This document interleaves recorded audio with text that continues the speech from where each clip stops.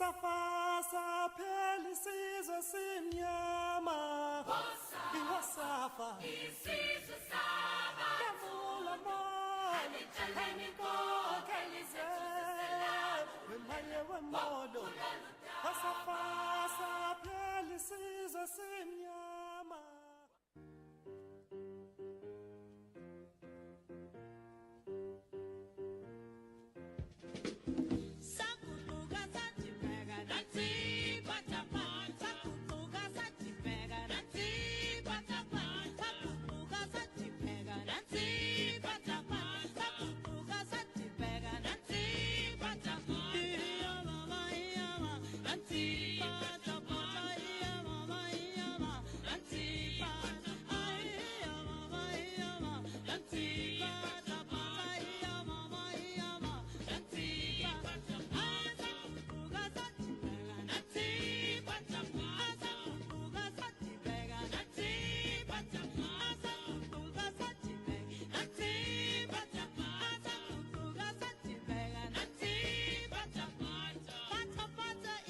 All right, this morning on the podium, I'm being joined by one of our panelists, Professor Remi Ayede. Barrister Yomi Ogunla will be joining us soon. Prof, good morning. It's good to have you on the podium.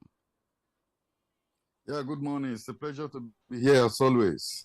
All right, Prof, the electioneering campaigns are getting heated up. We have about 84 days or 83 days to the elections. And let's just discuss this before we bring on our guest. Yesterday, in your state, the gubernatorial candidates signed a peace accord at the police headquarters yesterday. And then, conspicuously missing was the candidate of the All Progressives Congress, APC, that's Senator Teslim Folani, but was represented by his deputy. He has come out to say that he had an impromptu meeting in Abuja, hence his absence. However, the era of peace accords and all that, you want to ask, do these politicians actually keep to whatever they sign, or is it just a formality that or a ritual that happens every 4 years?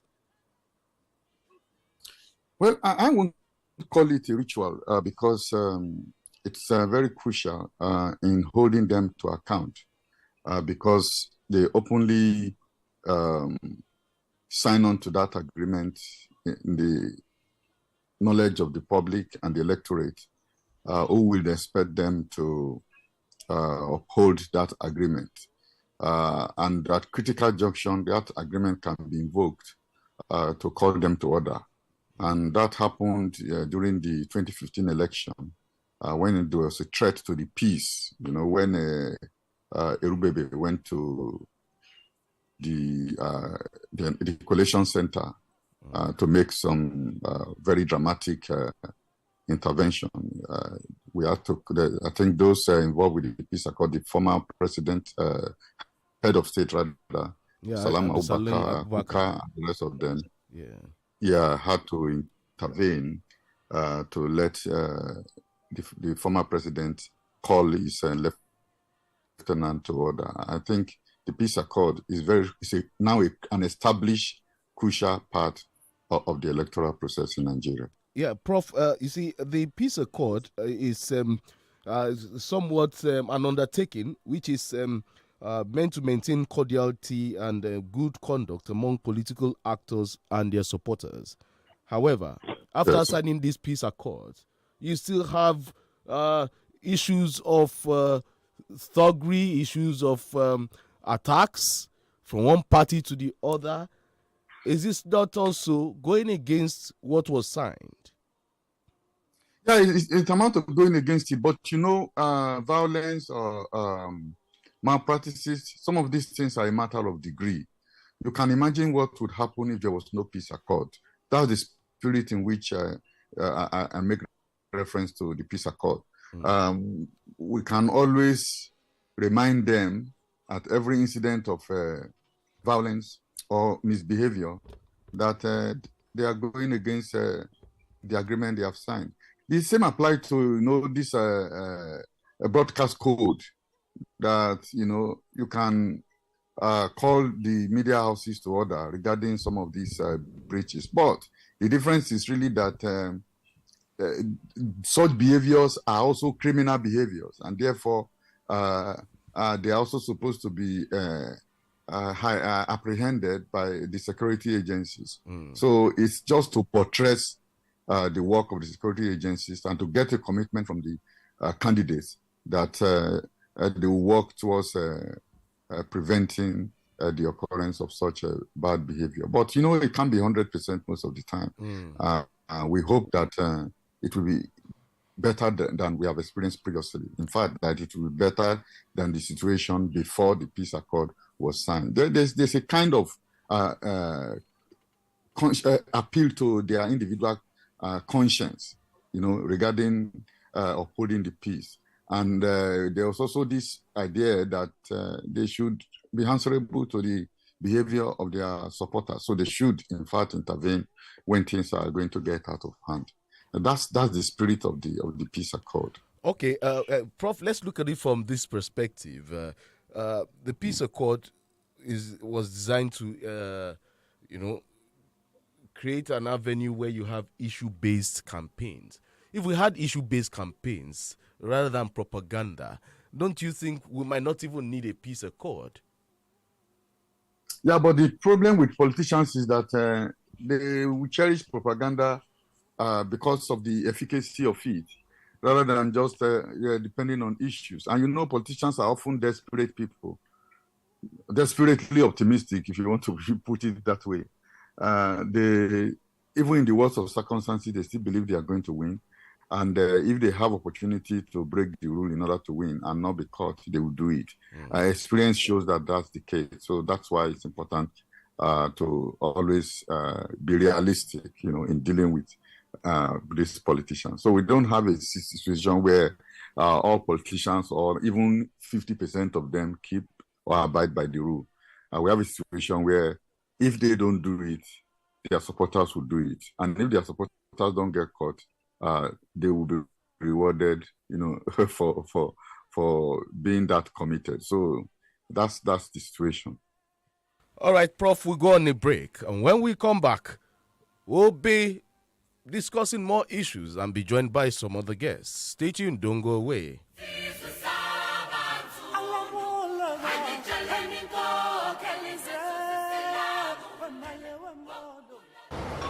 ẹ̀gbọ́n ìjàre mọ́lẹ̀ ọlọ ìjàre àti pọ́n kékeré kalẹ̀ ọ̀dẹ̀ ní gbọ́ àfẹ́dé lọ́mì ó dà gan gbogbo rẹ̀ ló pé pérépéré. ti olúwa nílẹ̀ àti ẹ̀kú rẹ̀. ayé àti àwọn tó mọ̀ tán rẹ̀. ẹlẹ́wọ̀n gbà. kò lè má rí bẹ́ẹ̀ onírúurú talẹ̀talẹ̀ ló ń bẹ nílẹ̀ yìí ṣùgbọ́n àrà ọ̀tọ̀ ni Danabits Homes and Properties torí wọ́n fi ni lọ́kàn balẹ̀ àwọn tó ti bá wọn dòwò pọ̀ tẹ́lẹ̀ rí ni wọ́n ti lè sọ àǹfààní tó ń bẹ lọ́dọ̀ wọn àwọn ni wọ́n ń ta ilẹ̀ Victory Estate phase 1 àti phase 2 alábàtà mọ́níyà tí ò kọjá ìṣẹ́jú mẹ́ta sí railway terminal ìfà ńlá tó ni Treasure Estate tó wà ní Ìdó-Lẹ́bàá University wọ́n ń gbèrò ẹ̀ Favour Estate náà wà ní Mòwe tí ò sì kọjá agbára má sọ ọmọ ni ti Joyce Cotton Gardens tó wà níwájú Bethel American International School Ìrókò lójú ọ̀nà Ìbàdàn sílùú Ọ̀yọ́ 550,000 naira péré ni àti bẹ̀rẹ̀ iṣẹ́ lórí àwọn ilẹ̀ yìí ìrọ̀rùn ló bá dé torí owó wọn kò gara bọ́rọ̀ èèyàn bá wá níjà sí irú ti bàbá Ìjẹ̀ṣà eré tètè lọ sí ọ́fíìsì wọn ní Prime Time Plaza ọba Alẹ́ṣinlọ́yẹ́ phase 2 lẹ́bàá Bidin petrol station lálẹ́ṣinlọ́yẹ́ Ìbàdàn sanwó kó gbalẹ̀ lójú ọgán ọ̀fẹ́ sì ní corner piece lọ́dọ̀ wọn àyè san díẹ̀díẹ̀ tún wà níbẹ̀ pẹ̀lú àlàyé ẹ ṣáà ti pè wọ́n sórí 090-477-97352 tàbí 081-884-18137 Danabits Homes and Properties àwọn ni wọ́n sọ ilé kíkọ́ dìrọ̀rùn fọmọ aráyé. àwọn nǹkan bẹ tí ẹni lọ́kàn àti àmà ní akíkanjú ni wọ́n sì máa ń dán nǹkan láwò níbo ló máa wà lọ́jọ́ kẹrin oṣù December ọdún yìí ìjọ ti ṣetán fún ìdíje ayárabíàṣá ìjọ ti gbáradì fún àríyá tí kò lẹ́gbẹ́ gbáradì fún àríyá fanfaro autofest tó máa wáyé ní Trans Amusement Park Ìbàdàn lọ́jọ́ kẹrin oṣù kejìlá ọdún 2022 àríyá yẹn wò ó máa loud gan Fearless aṣíwájú nínú àwọn energy drink ló ṣàgbátẹrù fanfaro autofest Fearless gba àríyá mọ́ra.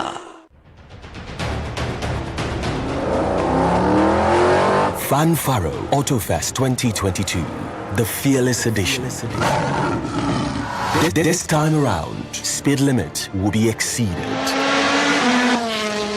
Come and experience the finest of drifters from around the world. On the on the 4th of December 2022 at Trans Amusement Park along Bodija, Ibadan. Admission requires a bottle of Fearless Energy Drink. Electrifying lineup: Toby Bakre, Peruzzi, Brymo, Alternate Sound, Kenzo, MM Sax, Fanfare Autofest. Headline sponsor: Fearless Energy Drink. Fanfare Autofest 2022. Drifting finesse like never before.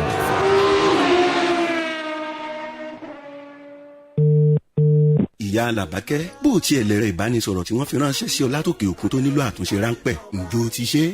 àfi sùúrù oríborí ìyé lọ́rọ̀ àwọn tó fóònù ṣe ọ̀hún ṣe ni wọ́n tún bá mi bá yé rẹ̀ jẹ́ mo tẹ rojú tú ẹ o jẹ́. Mebí mo wí fún ọ pé kó o lọ sí Reephones pẹ́ni tó mojú ògùn láàjò pàbínírè níbi tí wọ́n ti bá ọ sọ ẹ̀rọ ìbánisọ̀rọ̀ rẹ dọ̀tun àwọn aláìmọ̀kan ló lọ gbé fún. ẹ wo ọ̀nà àbáyọ ni ẹ bá ń wá ọjà ẹ. O ṣẹ̀ṣẹ̀ ń sọ̀rọ̀ ni Reephones ló ń wá ojútùú sí àwọn ẹ̀rọ ìbánisọ̀rọ̀ tó mẹ́rì bíi phones unlocked, screen problem tàbí èyíkéyìí wàhálà tó bá ń súyọ lórí ẹ̀rọ ìbánisọ̀rọ̀ rẹ. Any katakata wey dey happen to your phones na dem go suffer mo whether phones repair or any issue on your telewire make you take am go Reephones o. Kàn sí wọn ní number 35C Nipos Shopping Complex ládojúkọ Cocoa House tó wà níbàdàn. Gẹ́lẹ́ kó o tó wẹnu géètì ló ti kàn wọ́n kúgú mbẹ̀. Gbàrà tó bá tún wọlé tán ló ti kàn wọ́n lápá ọ̀tún rẹ̀. Bó bá wá rú ọ lójú pé wọ́n sórí ẹ̀rọ ìbánisọ̀rọ̀ yìí 0706-436-8169 tàbí 0809-695-7878. Reephones àwọn lọ̀gá. Families are already preparing for Laughter Santa 2022. Jingle the bell! Feliz Navidad! Feliz Navidad! Laughter Santa's here again, and he's smiling with lots of gifts. To participate, you can buy your Laughter Santa card for 2,000 Naira only to see Santa and get your unique laughter number, which is your unique access to your Laughter Santa raffle on radio. And from 5:15 to 6 p.m. daily, from the 1st to the 24th December 2022, you can call on the Laughter Santa raffle show to win loads of goodies from Santa, like refrigerators, cash gifts, free meal for a month, bags of rice, bicycles, a surprise gift, and many more. You can get your Santa card at 4th floor, Cocoa House, Dubai. For sponsorship and inquiries, call INT'L on 0803-651-5050 or Tope on 0803-576-6925.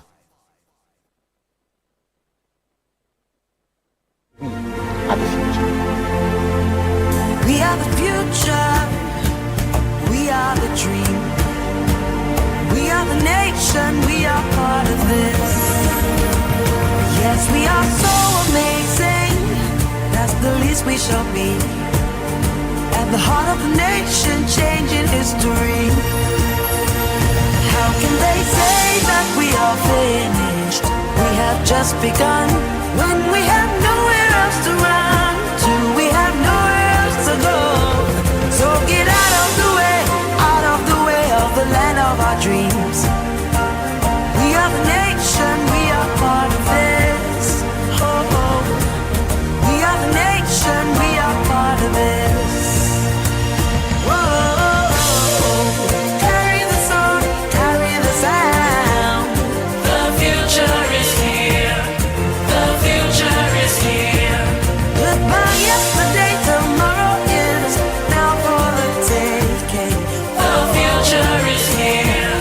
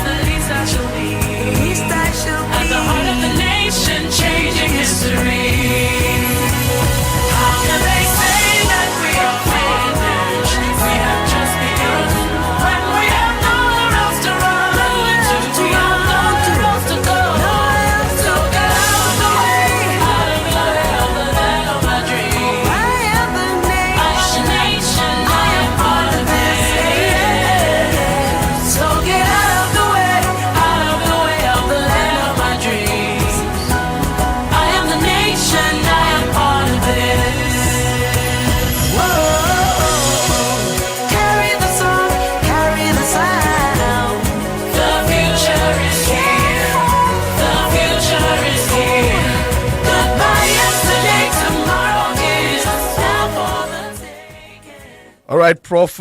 Welcome back, dear listener. Prof, it's good to know that you are still there.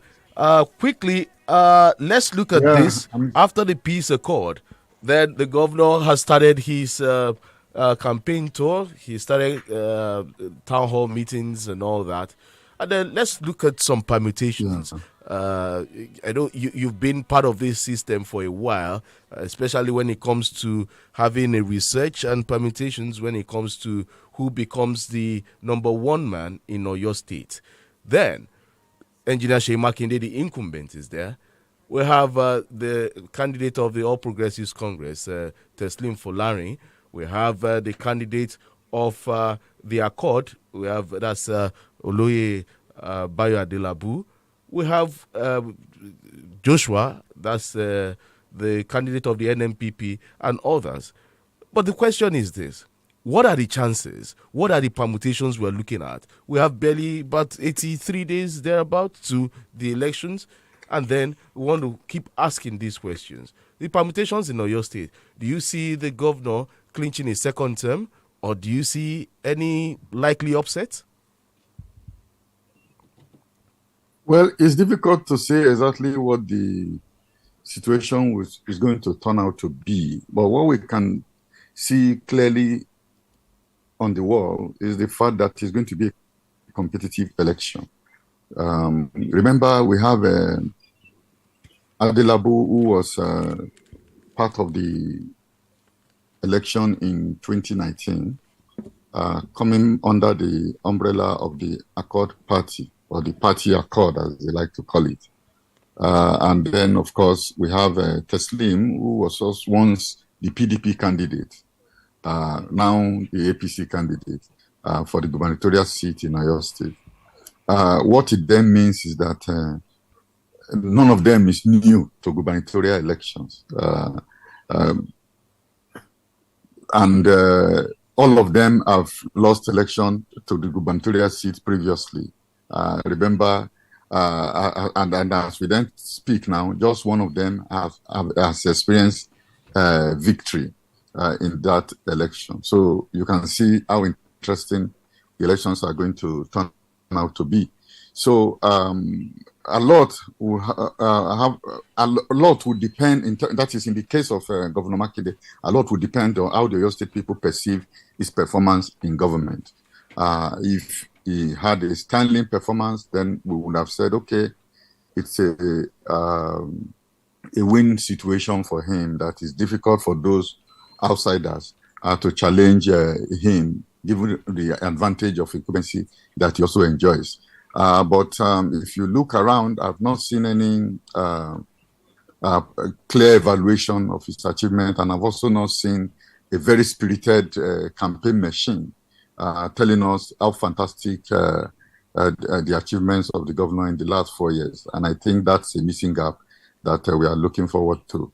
And if you go back, you remember that governors in Oyo State who do not have very clear record of achievement put in the public and that people talk about, always find it very challenging. You can go back to the period of Lamadishina, how it was challenging for him. I remember him having to resort to identity politics in trying to promote the AD for his second term at that time. These are challenges that the governor has to address. And we are yet to see a formidable team,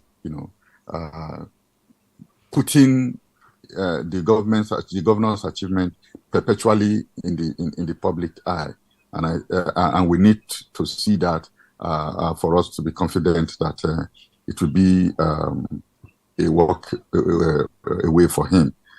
For the other two candidates, Penkelemes had a very spirited outing in 2019, but I'm not sure we still have the same level of spiritedness. You remember how Sherubawan was used to define the way the campaign was launched in terms of the large quantity of cars, colored cars, throughout the streets of Ibadan and other parts of Oyo State, and that presence, that was very intimidating at that time. And he also had a good showing at that election. And in fact, a lot of people thought that he would be the gubernatorial candidate for the All Progressive Congress Party. But as it turned out, the seat, the ticket went to somebody else. And, in the tradition of Jagba, people would say, everybody was taken aback when Teslim emerged as the candidate of the All Progressive Congress. And Kwenkelemes had to find his way around the parties in Oyo State, and then emerging as the candidate of the Accord Party after some controversy. So that's where he stands. But of course, for Teslim, he had the machinery of the former Oyo State Governor Ajimobi, I think, at his disposal. And again, he's an experienced senator. He was one time chairman of the Appropriation Committee, which in a sense made him, I think he was a Senate leader at that time too. So he has very long experience in politics, and then he has also been a candidate of the PDP, ironically, and he has had experience of defeat as well. So in terms of knowing the terrain, we can say the three of them, have been part of the gubernatorial electoral process in the last decade or so in Oyo State. And we expect that they are going to put in all effort they have in trying to make sure that they secure victory. So it's going to be a very competitive election. And then when you also look at the parties, the three parties are also parties that have governed the state before. So Accord under Ladoja, APC with former Senator, late Senator Ajimobi, and then of course we have the incumbent who is a PDP candidate. And interestingly, they've moved around, multiple parties, because Seyi Makinde himself was also a candidate for the SDP, and so on and so forth. So we see individuals who have been in the saddle, who have been in the contest, who are experienced at both at different levels. And in the case of Teslim also, you can say he has won several elections into the National Assembly. So he has also tasted some kind of victory. It's only Kwenkelemes that will say, okay, he just came straight from the public service as the former deputy governor of the central bank, and joined politics. And his rise, within the political hierarchy was very phenomenal. I mean, somebody coming within a year or so and emerged as the gubernatorial candidate of a ruling party is not a mean achievement. So yes, the elections will be competitive, and I think they also have the wherewithal, each of them, to be able to to challenge the status quo. When you also look at in terms of followership, these three parties also have candidates for critical positions, whether be it Senate, House of Representatives, or even a House of Assembly candidate. So it's a three-horse race, I must tell you, and it's going to be a very competitive race. And we also see a situation where the margin of victory is likely to be very small. All right, Prof, I love the analysis there, and let's keep our fingers crossed. Next year, by February, we should go to the polls, and then INEC decides who wins the number one seat in Oyo State. Meanwhile, in the studios this morning, I have my guest, a candidate of the PDP. He wants to represent the good people of Ibadan North Federal Constituency in the Federal House of Representatives in Abuja. He's a young man. He says he has dreams. He wants to empower women, and he wants to develop the youth within his constituency. Lanre Sarumi, it's good to have you on the podium this morning. Thank you very much for having me, and good morning to our listeners, and also the other people on the Zoom call. All right, Barrister Yomi Ogunola joins us now. Barrister, good morning. It's good to have you again this Saturday. Yes, good morning, Nigeria, and good morning, our special guest. I also greet you, Chike. It's so wonderful to be in the house this morning. And, of course, my prof. Good morning. You are getting fatter and fatter.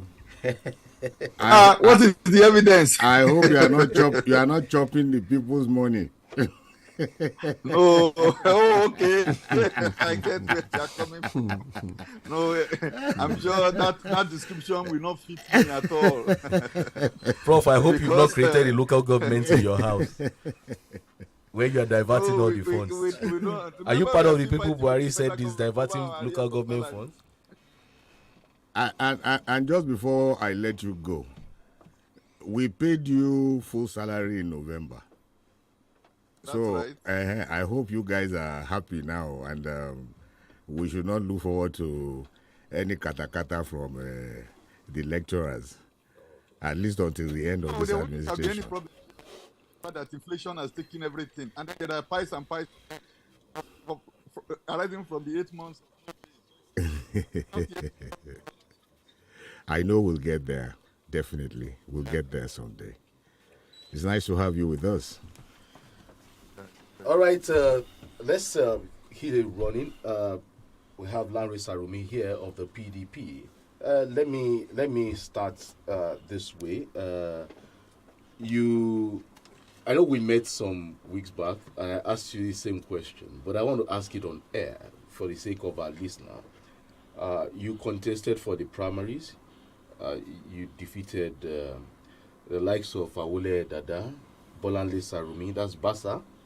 You defeated the likes of Segun Olaleye, Seun Olufade, Taiwo Lekan Salami, Toyin Balogun, and 6 others. It was a hard-fought victory intra-party. Now you're going for an inter-party election where you have other political parties, especially the incumbent there, that's Akinremi Jagaban. Is it going to be an easy ride? What are your chances? How do you think you replicate what you did during the primaries in the major picture right now? Thank you very much. I'm not very sure now how I answered that question, but I'll give it a shot this way. So what we had at the primary was a family affair. It was, like I said, no winner, no loser. And now we are all looking at the general election. Looking at the general election, I'm not in any way assuming that it's a walk in the park. I understand that elections are won with people's support. We've been trying hard to get those supports, and I also know that our party at the state level has performed very well. Governor Sheyi Makinde has done wonderfully well on my scorecard, and I believe the people are going to pay us back with those with vote come 2023.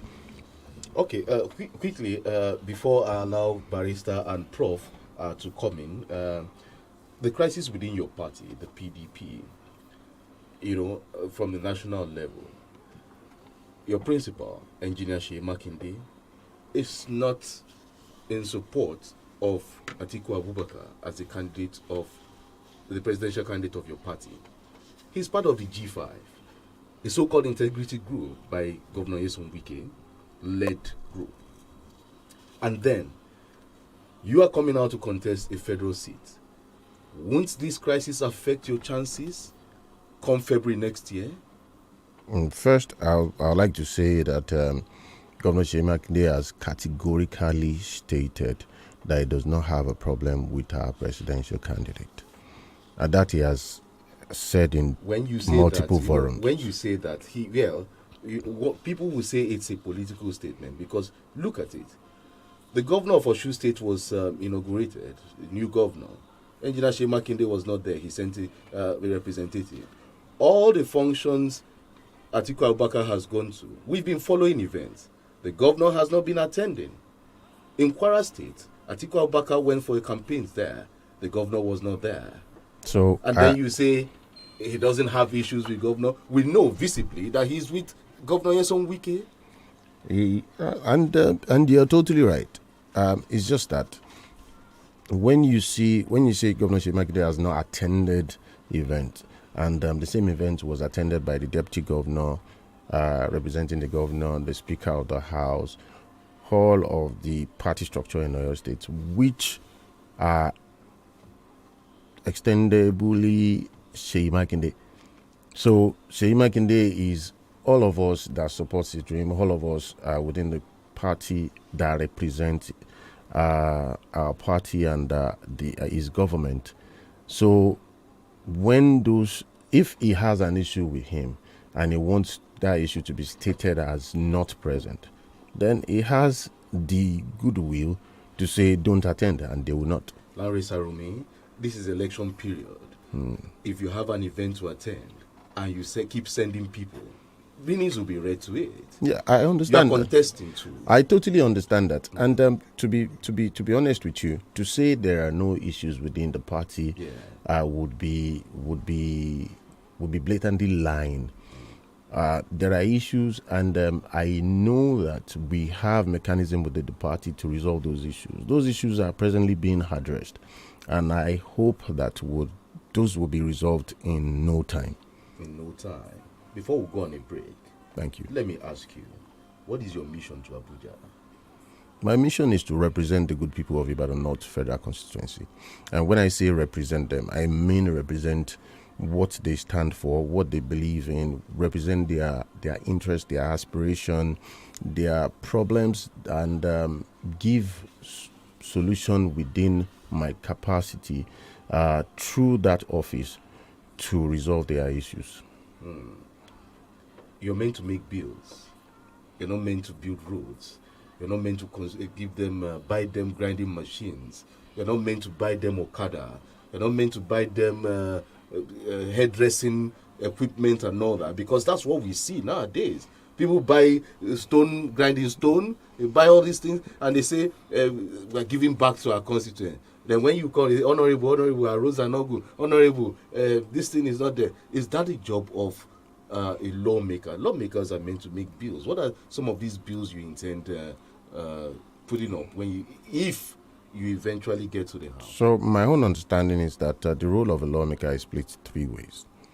The first is, of course, to raise bills and motion on the floor of the House that will ensure that lives are better off in our constituency. Okay. And secondly would be also to do oversight functions when they bring those budgets, to make sure that they are not padded. When they have taken those monies into those parastatals, into those ministries, to make sure they are spent judiciously as described in the document that was presented to us. And lastly, even in the civilized democracy like America, they call them POC projects. Because our people are not even as civilized as those people, majorly. They still need to see tangible evidence of representation. And that's why an honorable member will fight tooth and nail to make sure that they bring those things. Sometimes not they are the barest minimum, sometimes not the best that we can give. Because we see places where they give things that you would just not be able to imagine what is going through the head of this person to think that they can give these sort of things to people to survive. And but sometimes those Okadas, those Marwas, they make life better for our people. I'm not going to condemn them totally, but I just don't want them to be our people's aspiration. I don't want them to be all we get from leaders. I mean, we can do a lot more better. There are empowerment programs that can liberate an entire community. And it's those sort of things that will liberate people totally, that will give people the kind of role models we used to have in our communities. Those are the kind of things that I think we should improve on. We'll go on a break now, dear listener. When we come back, Larry Sarumi is still the guest. Professor Remi Ayede and Barrister Yomi Ogunlola are here with me in the studios. Don't go away, stay tuned.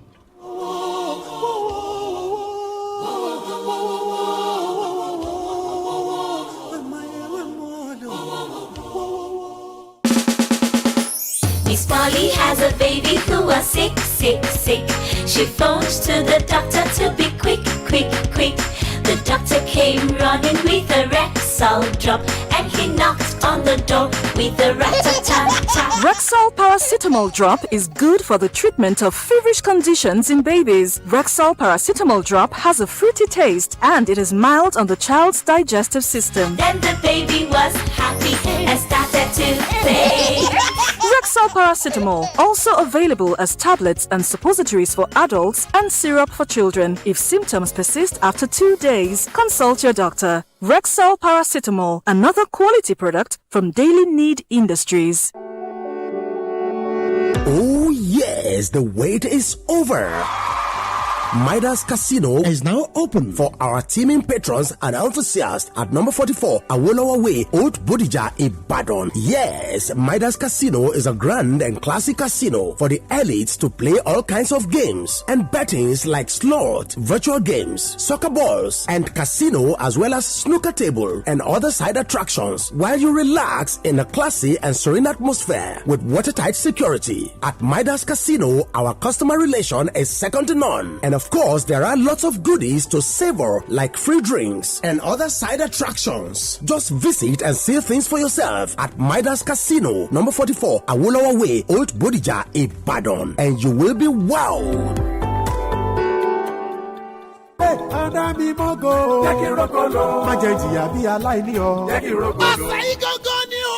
Ìsọjí iṣẹ́ agbára Ọlọ́run ọlọ́jọ́ mẹ́sàn-án tó máa bẹ̀rẹ̀. Adami Mogo Global Convention ọdún ayọ̀ ti 2022. Nínú pàgọ́ ìlà tó ti máa dedicate ẹ̀. Adami Mogo Jesus City. Ọlọ́run tó pe wòlíì Sáàmùlú Àlọ́ Adami Mogo. Ó fẹ́ tú gbogbo èèyàn lẹ́nu convention eléyìí. Pẹ̀lú àkòrí Absolute Deliverance. Ọjọ́ Friday gẹ́gẹ́ November 25. The Sunday 4th December. Ní Ọlọ́run Ayọ̀ Babalọ́lá ti máa tú àwọn èèyàn sílẹ̀. Nípasẹ̀ ìpè ọ̀pọ̀ wòlíì májẹ̀mú. Àwọn olórin ẹ̀mí Bísí Aláwìyé Àlùkò. Bùkọ́lá Akí Adéṣẹ́wọlé Jésù. Esther Ìgbẹ́kẹ̀lé. Ìlàjà Akétúndé Ọlọ́run Sọ́bẹ̀. Adéyínká Aláṣeyọrí. Pásítọ̀ F. Ọládélé CAC President. Wòlíì Sáàmùlú Àlọ́ Adami Mogo. Wọ́n á máa pàṣẹ ìtúsílẹ̀. Àǹfààní one-on-one counseling tó máa wà. Látọjọ́ Friday 25. The Sunday 4th December. Ní Adami Mogo Jesus City. Ìbẹ̀jú Lẹ́kí Ẹ̀pẹ́ Expressway. Ìlàmìjà Village. Aláró City nílùú Èkó. láìsí àní-àní gbogbo ìdílé ló ń rọ́kùnkù kẹ̀kẹ́ gbáradì fún kérésì ayọ̀ tọdún yìí Laughter Santa 2022 ti lè ṣe rédíò 32 FM kẹ̀tíkẹ̀tí ló sì ti kẹ́rù rẹ̀ dé láláràǹbarà fún gbogbo aláyọ̀ láti lè pàdé baba kérésì aláyọ̀ ó lè ra káàdì Laughter Santa fún $2,000 péré kó lè fún ọ láǹfààní láti rí baba kérésì kó o gbẹ̀bùn nínú èyí tó sì tún gba àkànṣe nọ́mbà kan tí ó jẹ́ kó o lè kópa nínú ìdíje ìyíkoto Laughter Santa lórí rédíò 32 FM bẹ́ẹ̀ kẹ̀ látàgùn 5 kọjá ìṣẹ́jú 15 sáàgùn 6 ìrọ̀lẹ́ bẹ̀rẹ̀ látọjọ́ kìíní sí ọjọ́ 24 oṣù kejìlá ìwọ́gun alára tún lè pè sórí ètò ìyíkoto ẹ̀bùn ti Laughter Santa láti lè jẹ onírúurú gbáǹkọ́jì gìgbòsà jíga ẹ̀bùn látọwọ́ baba kérésì bíi fìríìjì ẹ̀bùn owó tabua àpò ìrẹsì kẹ̀kẹ́ ẹ̀bùn tíkẹ́ẹ̀tì oúnjẹ ọ̀fẹ́ fóṣù kan gbáko bẹ́ẹ̀ ni fóṣù kan gbáko àtàwọn ẹ̀bùn àwòdámi ẹnu míì lọ bẹ́ẹ̀ láti ra Laughter Santa káàdì rẹ kàn sí iléeṣẹ́ 32 FM 94.9 àjàkẹrin Cocoa House Dùgbẹ̀ Ìbàdàn bẹ́ẹ̀ bá sì fẹ́ kún wa lọ́wọ́ láti ṣonígbọ̀wọ́ tàbí béèrè fún mìíràn ẹ pè Aunty Yellow sórí 0803 651 5050 tàbí Tọ́pẹ́ sórí 0803 579 6925 ẹ̀yin ògo wẹ́rẹ́ o Laughter Santa dé ẹ̀ hó ìhó ayọ̀. Wow! Knowing you're running on is one thing, going for it is another. That is why you're enjoined not to settle for less when you can actually win big and flex as you like on VetsWGB.com. Oh yes, VetsWGB.com is a win-win platform that puts smile on your face whenever you bet on it. Repackaged and renewed for unlimited market options, highest odds, unmatched accumulated bonus, beautiful event selection, unbeatable in-play cash out, simplified access, fantastic user interface with an array of products like sports bets, slot, virtual soccer, roulette, lucky balls, and lots more, alongside mouth-watering bonuses. See what I mean? VetsWGB.com is still the wise choice. We can bet that you've never listened to radio like this before. You can bet that you've never listened to radio like this before. It's the voice of happiness. 32 FM 94.9. Safa pelisizo simnyama iwasafa isizwe saba kavula mo anithaleni kokelize wemaye wemodo. All right, welcome back. Still the podium on 32 FM 94.9. Barrister Yomi Ogunlola, you have the floor. Yes, thank you very much. And once again, I want to welcome Larry Sarumi. Thank you, sir. To the studio. And I want to ask you a few questions. I know that any person skilled in his peculiar art or profession is to be believed. And this morning, I think you have sounded very much like a politician. Let me ask first, have you held any public office before now? No, I haven't. Okay. Before now, I've always been in the private sector. Oh, good. I'm a software implementation consultant. Oh, wonderful. That's what I've been doing. Wonderful. And it appears that what defines an average politician in Nigeria is the personal greed, that money that is coming from particularly the National Assembly over community good. But you have said that you are going in there to represent the people, their interests, their aspirations, and their problems. So let me ask you, what are those interests, aspirations, and problems of the people as you have perceived? Okay. So within Ibadan North, we have a number of opportunities that can be harnessed. And first, I'd like to say that, it feels like I've been saying this a lot, we have majorly a youth population. We have majorly women population. Our registration has suggested that we are 70% youth and women in Ibadan North, which means those youth, and within that constituency also, we have the University of Ibadan, we have the Polytechnic of Ibadan, we have the Dominion University, we have the Bodija market, and other smaller markets. This suggests to me that we are producing young graduates that are coming into no opportunities in the job market. Also, the market women over the years, which are supposed to be the backbone of our economy, have struggled to get funds to boost their markets. These are the problems they face. And I feel with the office of a National Assembly member, by the grace of God, with the influence attached to that, we can harness production we can harness demand and supply in that sense. So we have a university that produces graduates yearly in different disciplines, and we have the private sector that require those skills, but maybe an improved set of skills that will make them priority in the sense of it in getting into jobs. So part of the plans I have is to have an apprenticeship program for our last year students leaving university in our environment. We have multiple private sector organizations within our vicinity in Ibadan, even further off in Lagos if possible. Tap into those places, find out what the skills they'll be requiring in the next coming years, and then help our youth develop those skills.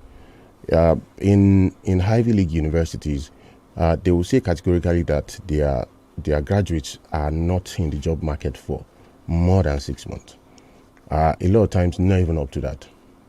And that's because they have programs that identify the skills that these private sectors require, these public sector organizations require, and they make sure that those students acquire those skills leaving uni and sometimes get into apprenticeship program with these organizations. If you go to Standard Chartered or Citibank, for example, if a student have been on their apprenticeship, their priority when they come for interviews, it means that they already understand the culture of the organization. It means that they have some skills that are relevant to the organization. So specific skills would help this student get into jobs quicker. Also in the marketplaces, I was in a market recently where I was told about the ordeal of the marketers, of the business women when they borrow Lapo money and they put plastic around their neck and walk them around the market to beg for money. It's very heartbreaking. And for money as low as 2,500 naira, it's quite unbelievable in 2022. And my plan is to make sure that we put in place a reasonable cooperative for these market women where they can lend money with no interest. And this can go around that instead of putting that money into somebody's pocket, that money can go around and empower these people over and over again. And where do you intend to source capital for that? Like I said earlier, we're talking as cheap as 2,500 naira. So your priority should determine where we put our constituency programs. So if we have constituency allowance for programs, then it should be channeled through these programs that would help our people directly to better their lives or to get opportunities or to solve their problems. And that's the way I look at it. All right, we'll go on this break. When we come back, the podium continues. Stay tuned.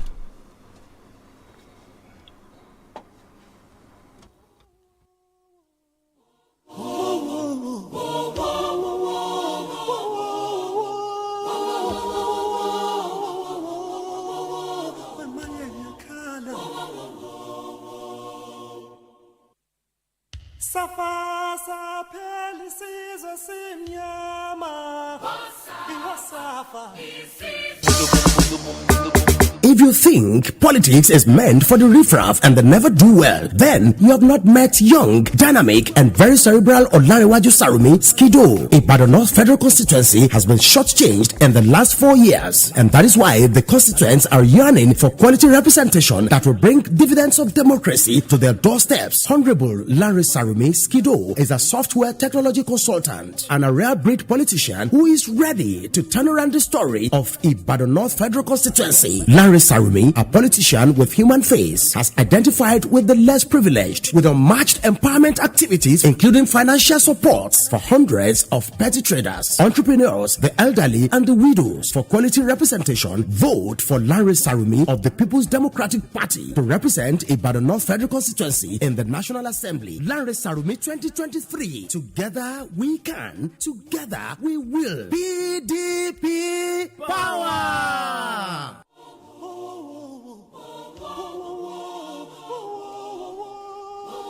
All right, welcome back. Barrister, you still have the floor. Yes, thank you very much.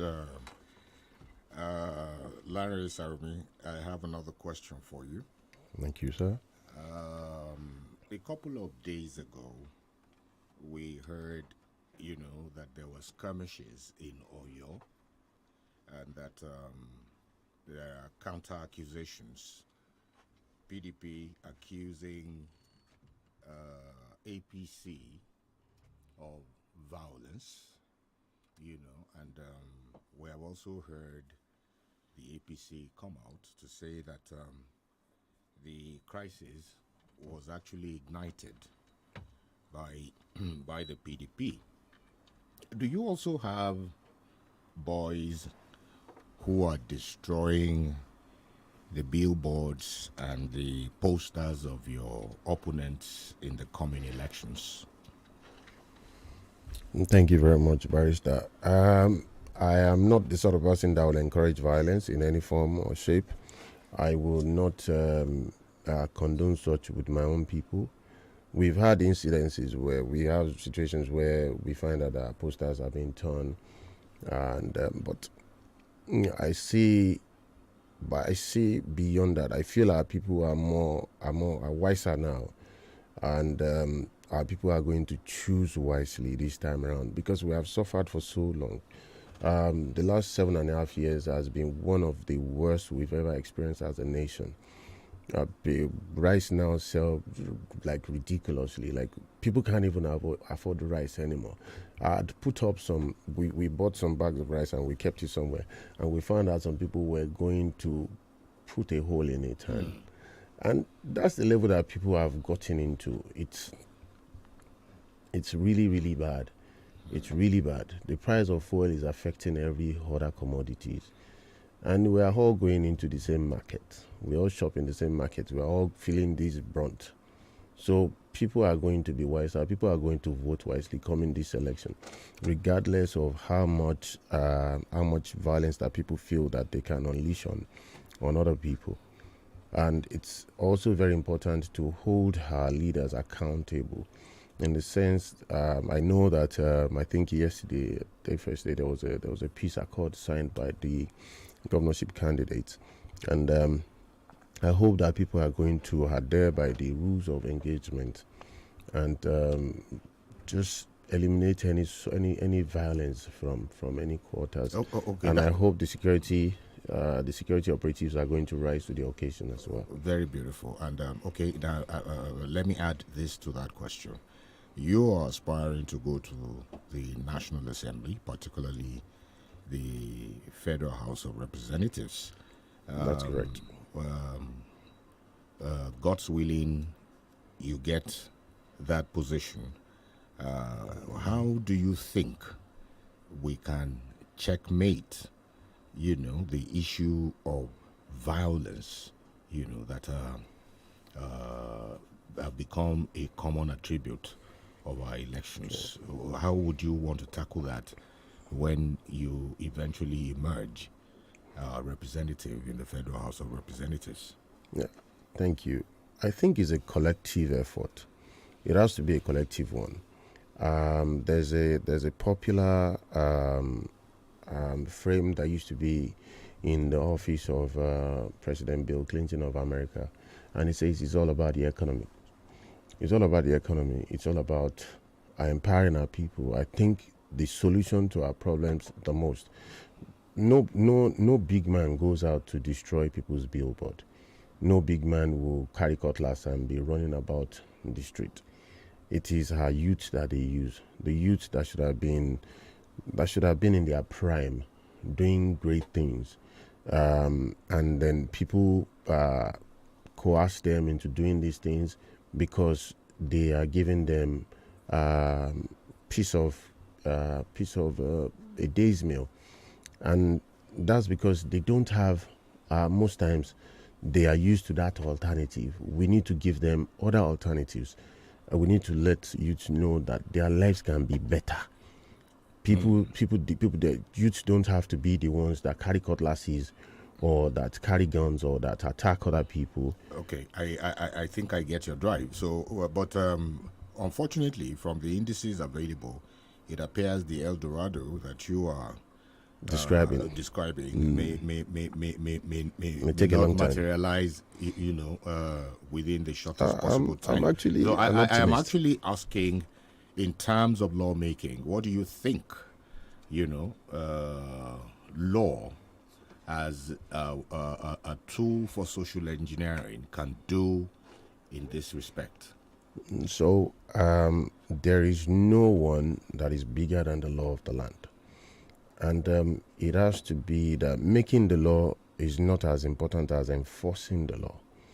And enforcing the law, we need to improve the way our security apparatus has been designed. The PDP and the presidential candidate of the PDP has committed to decentralizing our police force, which is very, very important to our security. I would be following that very closely. I would, as a lawmaker, be supporting that wholeheartedly. I would fight for it to make sure that the police force is decentralized and the state police is further empowered. So at the minute, we have the Amotekun that has been doing fantastically down southwest, especially in the Oyo state. And those Amotekun officers should be further empowered. They should have improved allowances. They should have improved training and improved gadget to support them in the work that they do. And that is how I think we can also improve. Because if we cannot enforce the law, there is no way it will be effective, no matter what kind of law we make. All right, Prof, are you still there? 20. Hello, Prof. I can hear you clearly. Okay. Okay. I know you've been itching to ask one or two questions, so you have the floor now, Prof. Okay, I don't know if he's very familiar with that because with that office in Ibadan North, I'm happy that you recognize that there are many institutions in Ibadan North constituency. But just for correction, it's Dominican University, not Dominion University. The other Dominion University is the one along the Lagos-Ibadan Expressway. Sorry about that. I meant Dominican. Yeah, I'm sure it's just a slip. It's because the names are very close anyway, so it's clearly understandable. I was just wondering that whether you remember, that you are running against an incumbent. Akinremi was Jagaban, as they call him, not the Lagos Jagaban, the Ibadan Jagaban. Has spent one term and is coming for a second term. And the candidate who preceded him in office, Abiodun Awoleye, was also a two-term honorable member of the House of Representatives. Apart from these two, the others have just spent a single term. The first in 1999 was Balogun, and then the second is Kande, while the third is Aderemi Wahid. What do you think puts you in a better position than the incumbent? Because he will enjoy the advantage of incumbency, because a few days ago, or I think about a week or so, he was at the University of Ibadan to open a block of shops, which was a public activity. What do you think puts you in a better, in an advantageous situation, judging from going to the 2023 election? Thank you very much, Prof. Sorry, to add to what Prof asked, I just want to add to your late dad was also a member of the House of Rep between 2003 and 2007. That's correct. Yeah, just adding to the list, Prof. He mentioned earlier, my father is the Akande Sarumi. And very, very, very good question. When you say that I just want to correct something quickly. He opened the shops, but those shops were facilitated and completed by Honorable Dada Awoleye, who's a member of our party, and he's only trying to take credit where he has no worked. So to highlight that, and also competing against an incumbent, yes, I think it should be an advantage. If you have done well with the people, you should be. You have had opportunity to show yourself as a people-loving and solution-oriented leader. But I don't think that's the case here. The incumbent or the outgoing one is been absent when leadership has been required in the federal constituency in recent time. One of those very expensive one was the case of ASU strike. ASU was on strike for 8 months, and somebody that is meant to be representing us doing those oversight functions was absent for 8 months. So I wouldn't say that would be an advantage for him going into an election. And for me, I believe I've not been opportuned to represent our people in the past, but I have been opportune to show myself as a people lover within the community, which I've been doing, even as a private citizen. I've offered my services to people for free. I've done intervention program in my own capacity, and I believe people are going to look at my antecedent, and also because we need somebody with capacity to represent that federal constituency. Think about it: the federal, the Ibadan North federal constituency constitutes the most affluent, maybe next to Etiosa in the southwest. Is one of the is like the most affluent, where we have all the first university in Nigeria, where we have the professors that have done groundbreaking work in their respective fields, where we have the university teaching hospital, where we have the polytechnic, where we have the seat of governance in Oyo State. I mean, the best of us can only represent the rest of us. It has to be we putting the right foot forward, going into the next dispensation. I think we can do a lot better. We are sitting on a gold mine here. We are sitting on a place where we can potentially have our own Silicon Valley in Oyo State. So I think, yes, it could have been an opportunity for the incumbent, but I don't think he has made good use of that opportunity. Okay, let me go to this. Your ward is Ward 7. That's correct. In Ibadan North. That's correct. And Ward 7 has about 24 polling booths. No, we have 51 now. Okay, it's been upgraded now to 51. And you look at all those Oketunu axes, you look at Oremeji, and all that. But the question is, that area is a business hub, especially when it comes to from the Celeb bus stop area going down Oremeji, Agbaje to Bodija, it's a business district. What are your plans if you get to the house? If you get to the house, what bills will you make to help, the businesses around that area and turn it to a hub where it will be enviable to other wards, especially your own personal ward? So I know you're suggesting, I think, Ward 5 in that sense. Ward 7 is majorly Oketunu, Oremeji, Coca-Cola, and Igisoba, which is mostly residential. The bit where you have businesses at the edges, where you have maybe 3 gas stations, at the edge, and also it's been improved. So 3 gas stations at the edge, and also we have some small businesses along that road. My take always for businesses in our place in Ibadan, in Oyo State, in Nigeria generally, is that money do not sleep. People make money 24 hours of the day. That's why you find small businesses in China that operate in 3-bedroom flats would have 24-hour service because they want to reach the world. When you're sleeping, they are advertising. When people are sleeping in China, they're advertising to us when we are here. You want to buy anything, anytime in China, people still respond to you because some people are hired to do so.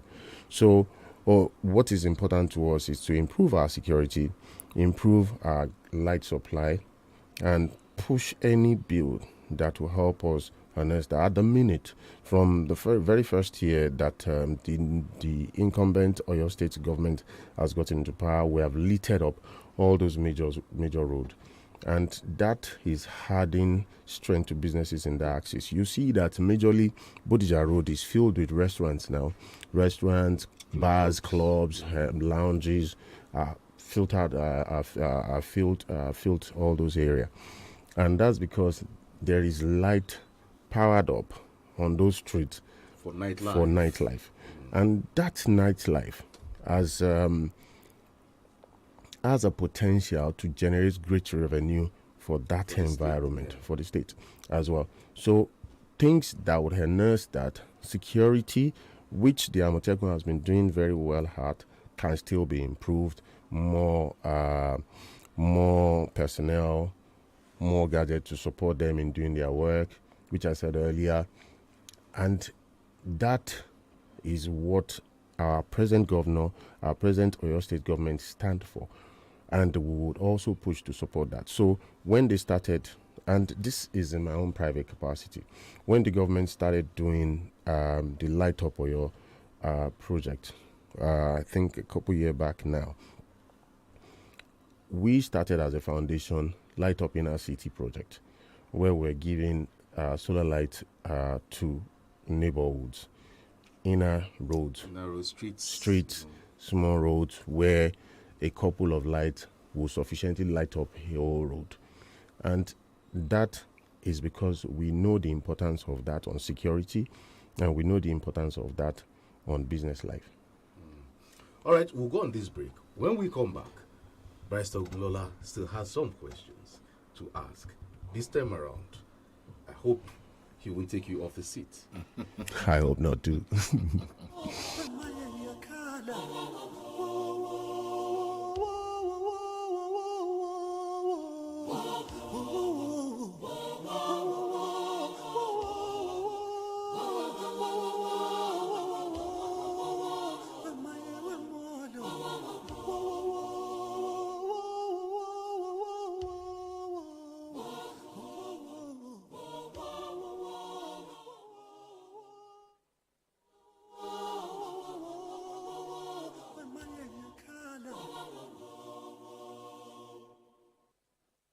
Safa saphela isizwe simnyama iwasafa isizwe saba kavula mo enikokelize wemaye wemodo safa saphela isizwe simnyama iwasafa isizwe saba kavula mo enikokelize wemaye ngiyakhala basafasa phela isizwe simnyama iwasafa isizwe saba 2023 Ìbàdàn North Federal Constituency. Dìbò fún ọjọ́ lárẹ́rẹ́ àwọn ọmọ rẹ. Dìbò fún aṣáájú tó mú yányán. Dìbò fún àkọyawó àti ìfẹ́ ìlú ní tòótọ́. Dìbò fún ọmọlúàbí. Dìbò fún ẹni tí yóò ṣètò ìlera tó mọ́yán lórí. Dìbò fún ẹni tí yóò pèsè iṣẹ́ lọ́pọ̀ yanturu. Fún àwọn ọ̀dọ́, àwọn obìnrin àti gbogbo àwọn tó kẹ́kọ̀ọ́ jáde láì ríṣẹ́. Dìbò fún ẹni tí ó ṣètò ìrànlọ́wọ́ fún àwọn oníṣẹ́ ọwọ́ àti oníṣòwò. Dìbò fún olóṣèlú tí kì í ṣe jẹgúdújẹrá. ẹ̀yin bọ́dà kéde ó tó ta wá lẹni tó ní àwọn àmúyẹ yìí nínú gbogbo wọn. Honourable Lanre Sarumi ni ẹni tí wọ́n bíire tó tútù rẹ̀ bí. Ó níwà tútù bí àdàbà, kì í fi gbá kan bọ̀kan nínú. Ó sì fẹ́ràn ìlú dọ́kàn. Ìtẹ̀síwájú ìjọba ìbílẹ̀ àríwá Ìbàdàn ló jẹ́ lógún. Ẹgbẹ́ òṣèlú alábùradà ló ti ń díje. People's Democratic Party. Ẹ má tún jẹ́ kí àwọn atúrọ́ tàbí èrúbọ́ fi rọ́gbà ọ̀tọ́ lọ́wọ́ wa. Lanre Sarumi ló lè ṣe. Tá a tún ní fìkà àbámọ̀ bọnu. Together we can, together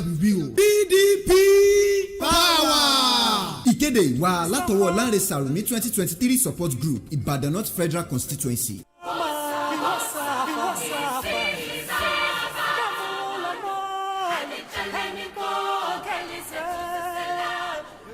All right, welcome back. It's still the podium on 32 FM 94.9. We have Larry Sarumi still in the studio this morning. Before we go on that on another break, Barrister Yomi Ogunlola. Yes, thank you very much. I am so happy with our guest this morning because from all indications, it appears he has a people-centered agenda, for his political emergence, And the question I want to ask now relates to his party.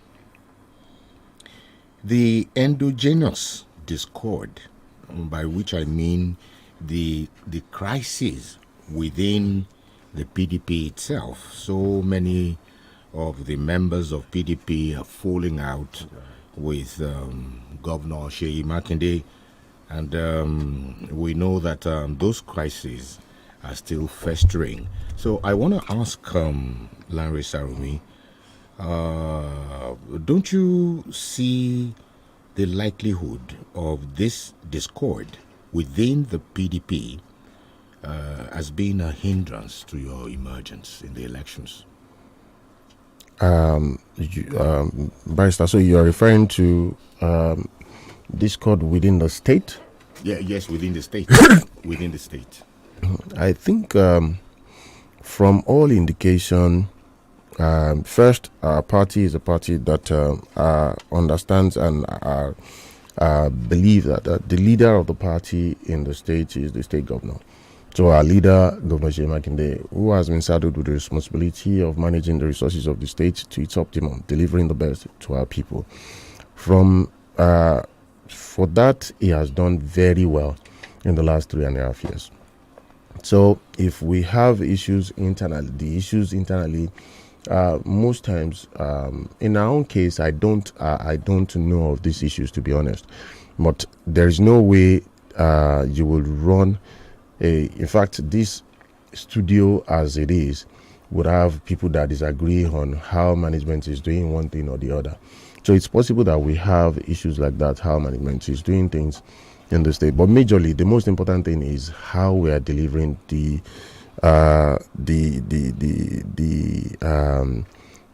dividends of democracy to our people. As a government, as a party, we have been the most effective that has happened to your state in my adult life. So I believe that our people know the right things to do. Our people are going to respect the leadership of the party, are going to harness what we have. And where we have seen issues, the government has been sensitive enough to acknowledge and address them as they ought to be. And I don't see any issues at all. Like there are people like OGBOGU, you don't see people like that working against the interest of the party. I think that's a bit of a history. That's a bit of a history. He was once a part of a founding member of the CDP. And we have a couple of others, who probably still have their I was hoping like Kola Balogun. I was hoping you are referring to. I was hoping you are referring to more recent issues. Oh no! There's no way in a political party. It's democracy. In a democracy, there's bound to be disagreement. So we disagree to agree, and the ones that agree move forward. In our party, the ones that have agreed have moved forward, and I believe the way it stands now, we are best suited for our people, and our people have acknowledged so. And I'm sure they would also emphasize that in their vote in the coming election. Okay, Barrister, before you go on with that question, no, I'm not even asking that. Okay, let's go on this break. When we come back, we'll continue this discussion. Just stay tuned, don't go away. 32 FM 94.9. There is something about the fearless mind. It is brave and audacious. Where will you be on December 4th? Will you be ready for the speed? Will you be ready for the thrill? Get ready for the Fanfare Auto Fest, the Fearless Edition, happening at the Trans Amusement Park Ibadan on December 4th, 2022. The thrill will be mad. The Fanfare Auto Fest is powered by Fearless, Nigeria's #1 energy drink. Fearless, embrace the thrill. Ilé-iṣẹ́ kan ń fẹ́ ara. Mọ́jọ́ rìn mọ́rin pẹ̀lú òye tó péye náà fi ń ṣiṣẹ́ wọn. Àtilọ́lá Steel and Construction Company. Kò sí irú kan láwùjọ òkúta. Àtilọ́lá Steel and Construction Company. Ilé-iṣẹ́ ajórimọ́ni tó bá jẹ́ ká jórimọ́ni ká finú ṣẹ̀dá àwọn èlò tó péye tó dùn bójú wò. Àtilọ́lá Steel and Construction Company. Lágbádé fún gbogbo ẹ̀yin sànmọ́rí, ẹ̀yin agbaṣẹ́ṣe àtẹ̀yẹ lára túntà. Tẹ́ ẹ bá fi àga onírin tí kì í tẹ̀ gbọ̀rọ̀kọ̀, ilẹ̀kùn onírin àti ní ojú fèrèsé típa olè òní ká òrùlé onírin yọrùn tó dáa tó lálòpẹ́ pẹ̀lú àwọn oníṣẹ́ irin míì Àtilọ́lá Steel and Construction Company ló lè bá yín ṣe iṣẹ́ wọn dáa ó tún dáa ju tòkè òkun lọ bẹ́ẹ̀ ló sì rọ́jú building contractor ni wọ́n ìbẹ̀rù Ọlọ́run ni wọ́n fi ń ṣiṣẹ́ wọn àǹfààní wà fáwọn tó bá fẹ́ kọ́ nípa iṣẹ́ yìí wọ́n wà lẹ́gbẹ̀ẹ́ rélùwẹ̀ láàrin 2 kìlómítà 110 àti ìyànàjà alẹ́sìlọ́yẹ̀ Ìbàdàn ẹ̀rọ ìbánisọ̀rọ̀ wọn ni 0805-701-3619 àti 0703-940-0431. Àtilọ́lá Steel and Construction Company. Kò sí irú kan láwùjọ òkúta. Dear fellow citizens, politicians and political parties have started campaigns. Shouldn't we campaign too? Yes, I mean you, the citizen of the Federal Republic of Nigeria. We deserve better. Don't you think so? I don't need to remind you of the harsh economic conditions we live in. We need to campaign to our brothers, our sisters, neighbors, and for a token, you can even campaign on 32 FM. Either as an individual or a business. Government can only be oppressive as long as citizens are quiet. Lend your voice. Sponsor a message for a token on radio. Call Aramide on 0704 426 3290. 0704 426 3290. For more details, let's occupy the office of the citizen.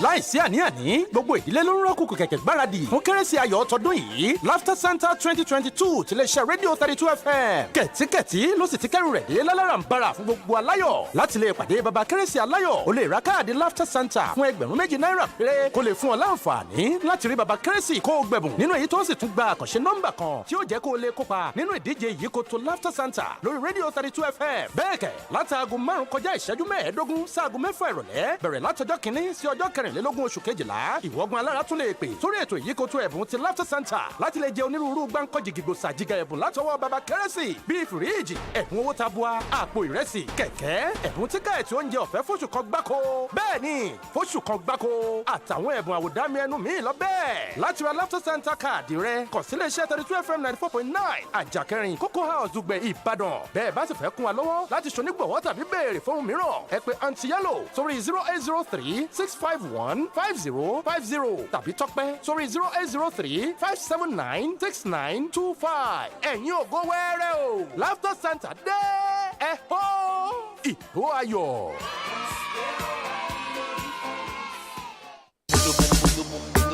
If you think politics is meant for the riffraff and the never do well, then you have not met young, dynamic, and very cerebral Olarewaju Sarumi Skido. Ibadan North Federal Constituency has been shortchanged in the last 4 years, and that is why the constituents are yearning for quality representation that will bring dividends of democracy to their doorsteps. Honorable Larry Sarumi Skido is a software technology consultant and a rare breed politician who is ready to turn around the story of Ibadan North Federal Constituency. Larry Sarumi, a politician with human face, has identified with the less privileged with unmatched empowerment activities, including financial support for hundreds of petty traders, entrepreneurs, the elderly, and the widows. For quality representation, vote for Larry Sarumi of the People's Democratic Party to represent Ibadan North Federal Constituency in the National Assembly. Larry Sarumi 2023. Together we can, together we will. PDP power!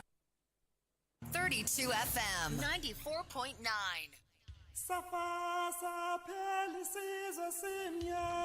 All right, well, welcome back. For the sake of time, let's hit it running straight.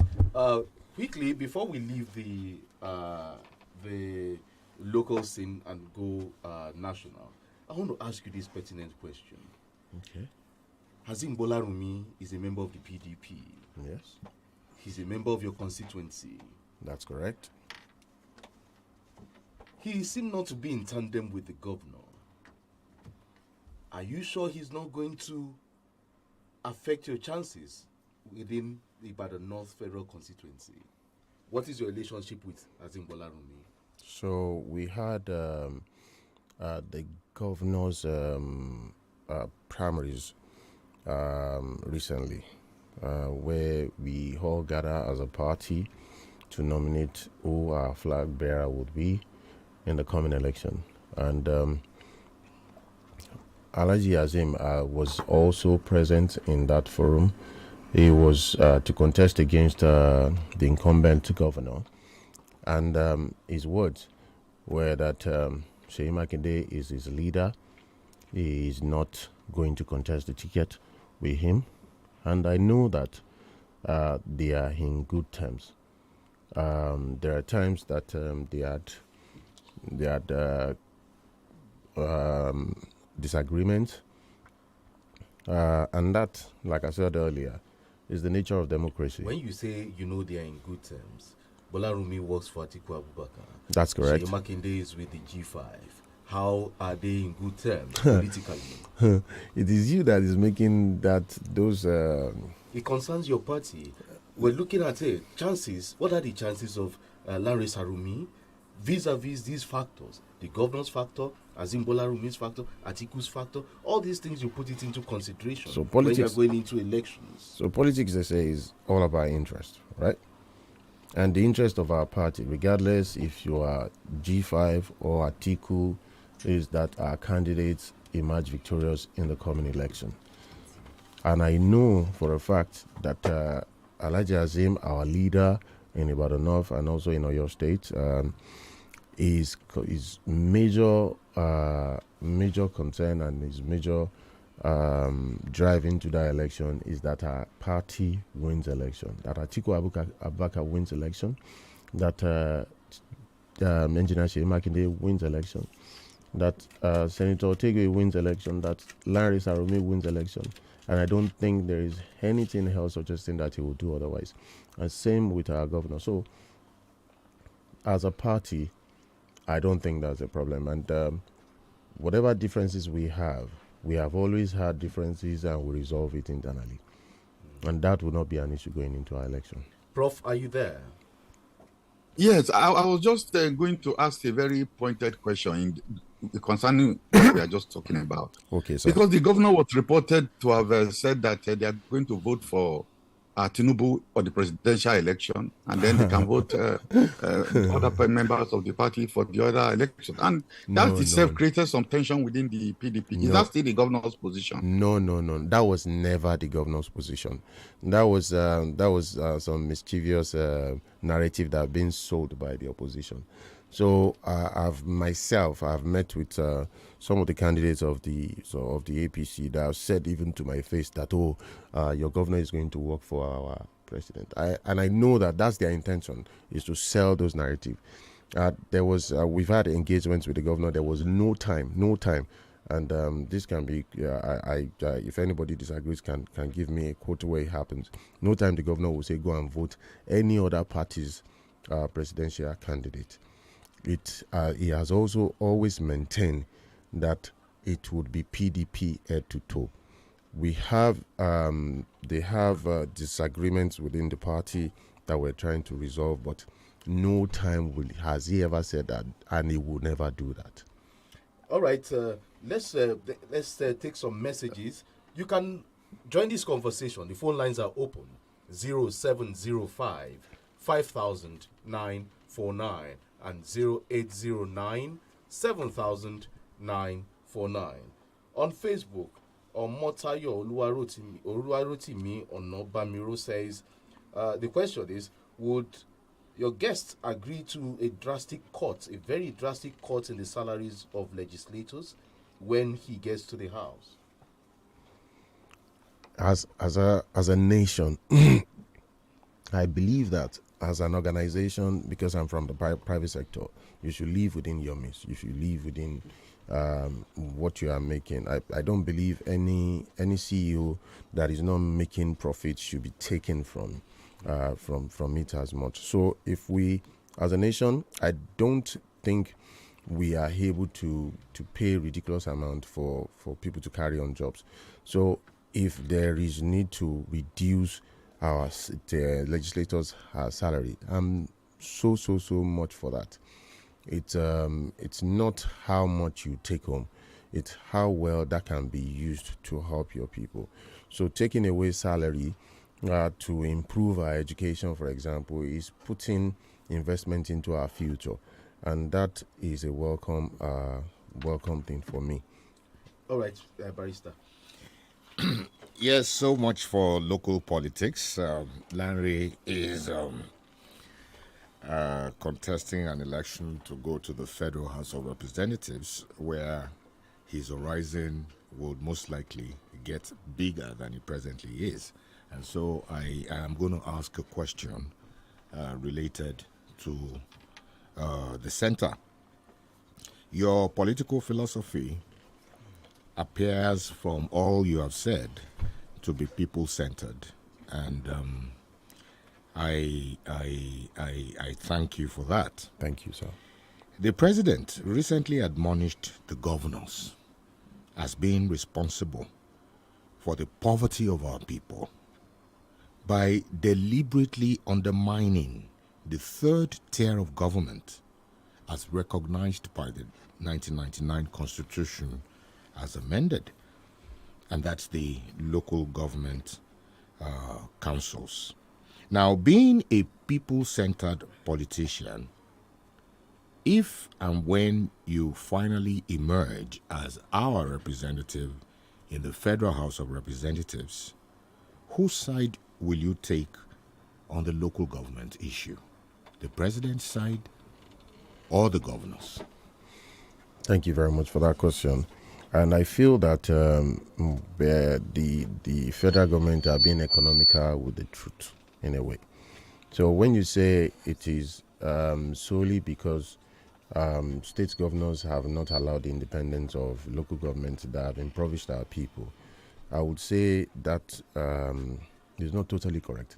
I believe that the local government should be independent. That is, I think, our position in Oyo State as well. I think that bill has gone to the House of Assembly on making financial autonomy, financial autonomy of the local government. It's been I'm certain of the financial autonomy of the legislators. I'm yet to confirm that of the local government, but I think that's always been the case here. But is Sheyi Makinde allowing the local governments to function as they should? Many of the duties of local governments have been undertaken by the state. The local governments appear redundant, So I don't believe that's the case. I don't believe that's the case. There are times where the state government have supported the local government in what they do, and there are times where they have also worked together. Because I know this because recently I had a chat with somebody within the government that was telling me of how they are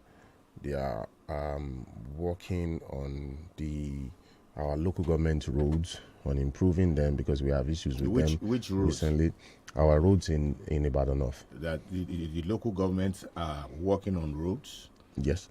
You are saying something new, No, so this is how they do that. They work in conjunction with the road maintenance authority. The question is this: are the local governments in Oyo State, for instance, yes, independent? Yes, I think so. Oh, Larry, I think you are being economical with the truth here. Okay, so what I really want to highlight from this also is that when you are talking about things that have impoverished our people, when this government came into power, for example, the government went around the world to tell everybody not to do business with us. That in itself is a blunder of a lifetime. Telling everybody around the world that your people are thieves, that they should not do business with them, had already created problem for our economy, which means people are not going to bring their money in except they are taking us for a ride. Secondly, when multinationals were leaving Nigeria, post this national government, this federal government beginning their tenure starting, they were celebrating that multinationals were leaving our country, which shows their ignorance of what economy and the impact of that on the common man would be. So to now turn around and say, oh, it's the state government that has not given autonomy to the local government, that is mixing issues that are not. The answer to my question is that when you get to the House, you are going to fight for the independence of the local governments. That has always been my stand. Every government should be independent of each other. Don't forget that the social media and the media generally do not forget. They don't forget. Yes. Thank you very much. Thank you. Okay, Prof, you're still there. Hello, Prof. Okay, before Prof joins us, to close what you just said, to end that topic there, are you saying, do you believe that governors would ever give local governments autonomy with the system we operate in Nigeria today? See, this is the same constitutions that empower the local government that has empowered the governor. It is imperative that we work within the ambit of those laws. So I believe that there would be we are a growing country, and those are where it is the case, it should be improved upon. Local governments should have autonomy, like state governments should have autonomy, and some responsibilities from the centers should also come to the state government. State government should not wait for Abuja before they determine what happens to our primary education, for example. State government should not wait for the IG of police in Abuja before they deploy police when criminal activities are going on in our state. My guest is still Larry Sarumi. He's a software consultant, and he's also an ICT expert too. I'll be asking him questions along that line and more national issues. Remember, the phone lines are open: 0705 5000 949 and 0809 7000 949. You can go on Facebook and drop your questions on Facebook. On Facebook is at 32FM 949 Ibadan. At 32FM 949 Ibadan. The program is the Podium. Hi, I'm CHIKE.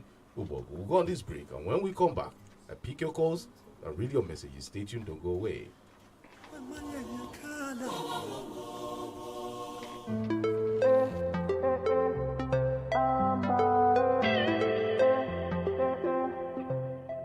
Shay, you wanna feel that boost? Allow me to introduce Amber energy drink. No more shutting down, we're going up. Oh yeah, get ready, stimulate your energy. Amber now for energy. Go around, tell somebody. Oh yeah, get ready, stimulate your energy. Amber now for energy. Go around, tell somebody. Say, what are you waiting for? Yeah, now you can do more because Amber energy drink there for you. Amber energy drink there for you. No need to go too far, you can find it where you are because Amber energy drink there for you. Amber energy drink there for you. Yeah, yeah, Amber there for you. Yeah, yeah, Amber there for you. Amber energy drink. Stimulate the energy in you. Nǹkan kọ̀kọ̀ má ṣe é lo oògùn mámọ̀ ọ̀rọ̀ àṣírí gbogbo ní ó dèrò gbangba gbogbo mọ́jà gbọ́ tí tàbùkù ẹni bó bá ta sétí kejì kẹta ló yẹ kẹ́dà ó jìnnà sí kí wàá ló ń tẹ̀yìn ṣe pamọ́ tẹ́nìkan ò mọ̀ àmọ́ tọkàn yín ò fúyẹ́ torí pé ẹ ò tí ì sọ jáde ètò nǹkan kọ̀kọ̀ ní kẹ́ ẹ darapọ̀ mọ́ gbogbo nǹkan kọ̀kọ̀ tó ti dàrú mọ́ra ìsọnù ẹ̀kú fún yín lọ́jọ́ tó pẹ́ orí nǹkan kọ̀kọ̀ lẹ́ọ̀ tuntun lẹ̀ fáráyé tí wọ́n kọ́gbọ́n tára àtẹ̀mí tiyín náà ó sì kọ́fẹ́ aago 10 alẹ́ sátidé lẹ́tọ̀ pẹ̀lú Láyàn Àṣàmú ọmọ Akínbọ́lá ní ìkànnì ìfẹ́yìn ẹ̀ 32FM 94.9 bẹ́ẹ̀ bá ṣe ń pè wọlé láì dákọ yín lára yóò sì mọ kọ́gbọ́n lára nǹkan kọ̀kọ̀ tẹ́ ẹ bá tú síta alẹ́ sátidé ọ̀sẹ̀ yìí láago 10 ààbọ̀ nǹkan kọ̀kọ̀ kò ṣeé má gbọ́ ètò. Ege. Cameroon kì í ṣe orílẹ̀-èdè tó sábà máa ń host ẹgbẹ́ ẹlẹ́kàwá ọgbà ni. wọ́n dẹ̀ mọ àwọn oníbàárà àwọn tá máa fi gbà. àwọn wo nìyẹn. ẹ jẹ́ a máa sọ̀rọ̀ lọ. Obìnrin Àjàdí Adébọ́lá yàrá ọ̀dọ̀ yìí máa wà apá ọ̀dọ̀ yìí máa sùn ẹni máa bọ́ síbà jèrè. ọlọ́run jẹ́ àṣàṣìra wa. Theophilus Abega Rogamila àwọn méjèèjì yẹn gbéná lé Nàìjíríà ní score 3 goals. líìgì ẹlẹ́ẹ̀kejì àti líìgì àgbọ̀jẹ̀ níbo la yanjú ẹ̀ sí ná. Oh my God. aago mẹ́rin kọjá ìṣẹ́jú 15 látọjọ́ Ajé Monday títí di Friday àti láago kan sáago 3 lọ́jọ́ àbámẹ́ta Sátidé. Ege. láìsí àní-àní gbogbo ìdílé ló ń rọ́kùnkù kẹ̀kẹ́ gbáradì fún kérésì ayọ̀ tọdún yìí Laughter Santa 2022 ti iléeṣẹ́ rédíò 32 FM kẹ̀tíkẹ̀tí ló sì ti kẹ́rù rẹ̀ dé láláràǹbarà fún gbogbo aláyọ̀ láti lè pàdé bàbá kérésì aláyọ̀ ó lè ra káàdì Laughter Santa fún ẹgbẹ̀rún náírà péré kó lè fún ọ láǹfààní láti rí bàbá kérésì kó o gbẹ̀bùn nínú èyí tó sì tún gba àkànṣe nọ́mbà kan tí ó jẹ́ kó o lè kópa nínú ìdíje ìyíkoto Laughter Santa lórí rédíò 32 FM bẹ́ẹ̀ kẹ̀ látàgò 5 kọjá ìṣẹ́jú 15 sáàgò 6 ìrọ̀lẹ́ bẹ̀rẹ̀ látọjọ́ 1 sí ọjọ́ 4 kẹrìnlélógún oṣù kejìlá ìwọ́gun alára tún lè pè sórí ètò ìyíkoto ẹ̀bùn ti Laughter Center láti lè jẹ onírúurú gbáǹkọ́jì gìgòsà jíga ẹ̀bùn látọwọ́ baba kérésì bíi fìríìjì ẹ̀bùn owó tabua àpò ìrẹsì kẹ̀kẹ́ ẹ̀bùn tíkẹ́ẹ̀tì oúnjẹ ọ̀fẹ́ fóṣù kan gbáko bẹ́ẹ̀ ni fóṣù kan gbáko àtàwọn ẹ̀bùn àwòdámi ẹnu míì lọ bẹ́ẹ̀ láti ra Laughter Center káàdì rẹ kàn sí iléeṣẹ́ 32 FM 94.9 àjàkẹrin Cocoa House Dùgbẹ̀ Ìbàdàn bẹ́ẹ̀ bá sì fẹ́ kún wa lọ́wọ́ láti ṣonígbọ̀wọ́ tàbí béèrè fóun mìíràn ẹ pè Aunty Yellow sórí 0803 651 5050 tàbí Tọ́pẹ́ sórí 0803 579 6925 ẹ̀yin ògo wẹ́rẹ́ o Laughter Center dé ẹ hó ìhó ayọ̀.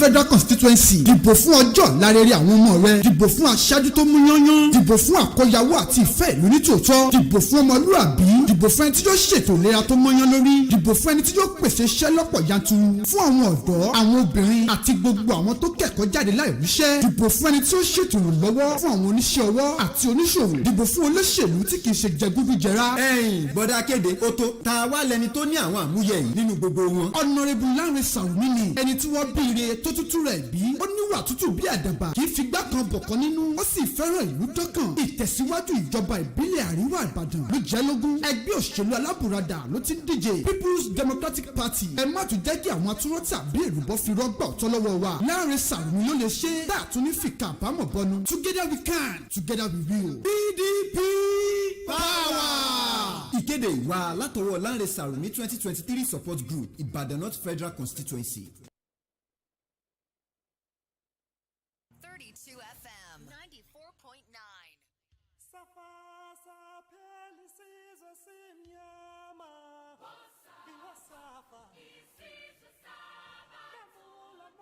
Last lap of this episode of the Podium, this segment. Before I went on that break, I told you that I guess is also a software consultant and an ICT expert. And then I want to ask you this. I know you have this, you've been clamoring for state policing. You have this flair for that. However, how do you intend to harness your skills, especially your crafts of ICT, to fighting insecurity in Nigeria? How do you, in your state, you're a member of the PDP, the ruling party. Have you tried to use your skills, your craft, to help the Amotekun Corps, especially to fight insecurity within the state? Thank you very much. I'm not a security expert. However, I understand that tech can help us improve most of our processes, regardless of which industry we are in. So in security, for example, there are technologies that can help improved recognition of crime, that can help identification of crime, that can help monitor, and that can help also to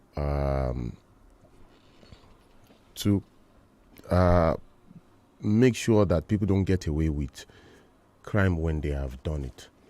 So my own contribution to that would be, at the minute we have a CCTV hub in Ibadan here where yes, and then we have cameras around where it's being monitored that can help us identify crime when it's happening, and that can be improved upon. It can be improved upon because now we know over the years there are technologies like facial recognition that can help us see a threat when a potential criminal is in a vicinity.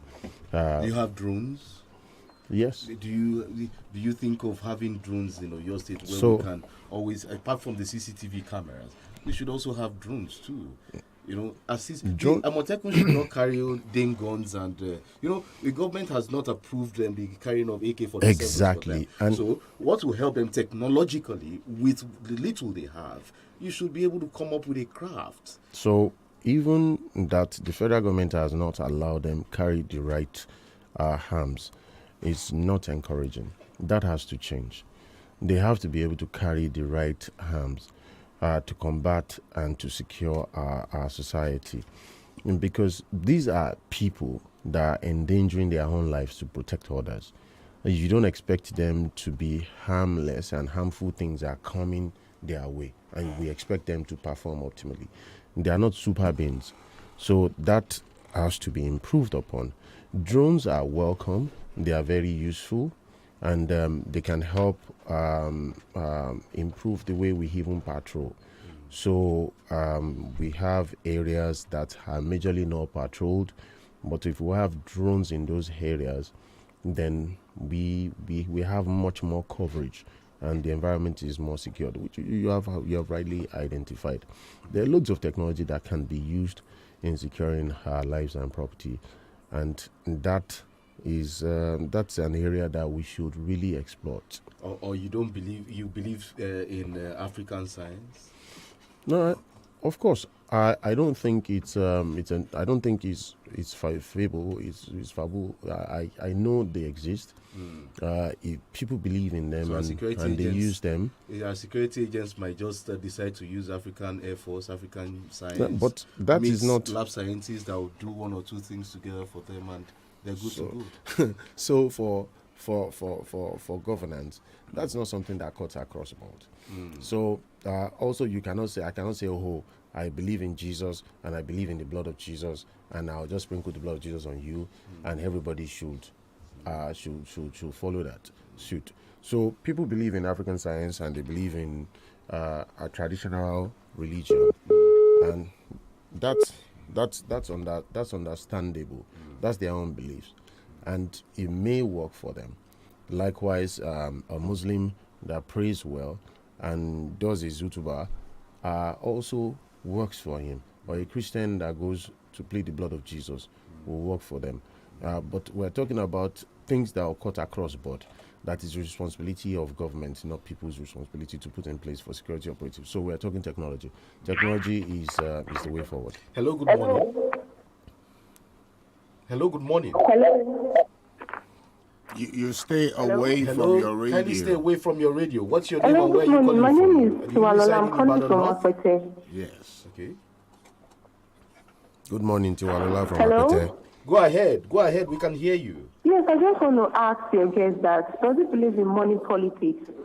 Do you think he can win without giving out one or two traders monies and people on the street? You know, these days our people believe that once you give us money, then you are the rightful person to our vote. So does he really believe in money politics? Did you think that without money, he can still become an honorable? All right, thank you for your call there. You want to quickly react to this? Do you believe in money politics? Do you believe in stomach infrastructure? That I believe. There's this phrase in Yoruba, they say something.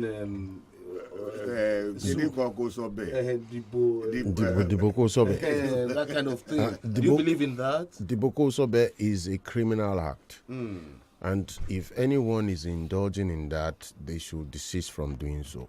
It's a criminal act when you offer money or take money to vote.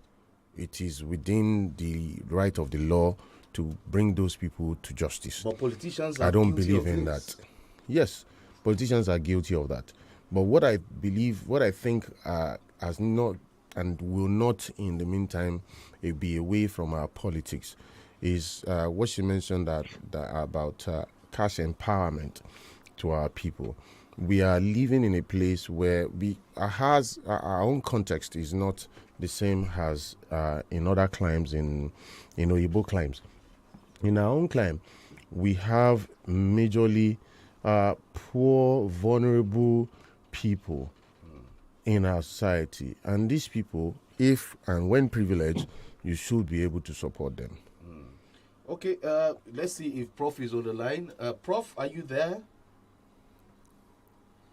Yes. Okay. I think I appreciate the point that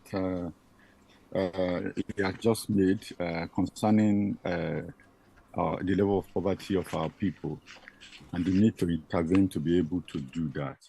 I am just wondering whether its intervention concerning local government is satisfactory, because if you look at the way the federal government has handled the state, the state governors have not handled local government that way because of the relative strength. Take, for instance, there is no time state election into the House of Assembly or governorship elections or National Assembly elections from the states were not held. But you go to the states, you find that in many states, they just appoint state caretaker committees for local government. And the state government are able to do such illegality and get away with it. And it's important for somebody who's going to the House of Representatives to recognize these power relations, that all governments do not have the same capacity to break the law. But state governors across the country have done that perpetually. And that's why this whole issue of local government autonomy continues to reoccur. And in terms of finance, it is the local government state joint local government account that has enabled the governors to hijack the funds of local government. And that's what we are concerned about. What are you going to do as a member of the House of Representatives? Because it is actually the law, the Constitution, the provisions of the law that can change that position. What can be done to strengthen local government and free them, from the encroachment and overwhelming force of state government? Thank you very much, Prof, for that. And I would like to also highlight that before this dispensation in Oyo State, it used to be that we'll have caretaker committees all tenure, and then they would have an election close to the end of the tenure. But in this case, it's been different. We have had our local government elections for some time now, which is unlike what we used to have. In the case of separating the finances of the local government with the state government, that should be the case. And I agree totally with you that if we have to put it to vote, we would push bills that would enable the finances of each section of government to be independent of the other. Okay. My final question. Before we... Yeah, you see, you've heard of Honorable Tauma Nje of the Gambian National Assembly.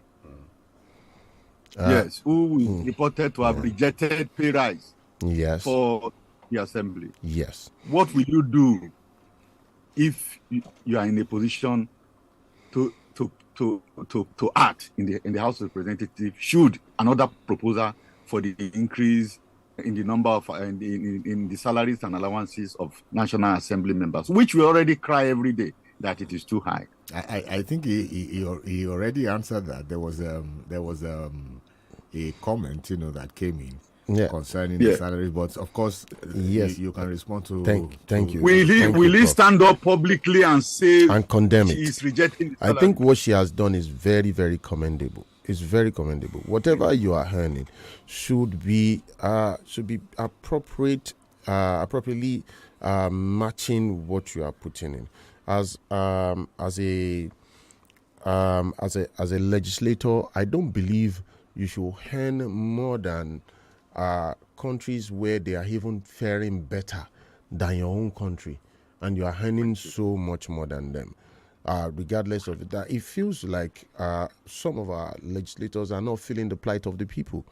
So if you are presiding over an organization that is not doing well, then you should not take so much home.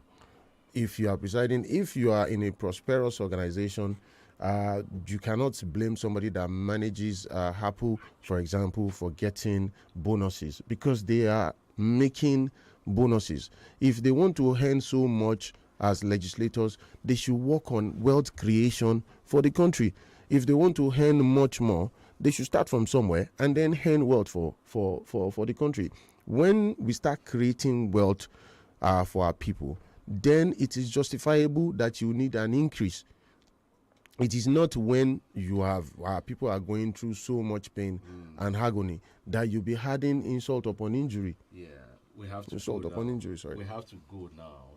I wish we could have this discussion. Thank you. On and on and on, But thank you for featuring on the podium this morning. Thank you very much. Larry Sarumi. Larry Sarumi is the PDP candidate for Oyo North, Ibadan North, rather. Ibadan North. Is a candidate for Ibadan North Federal Constituency in Ibadan here, and he wants to go to Abuja.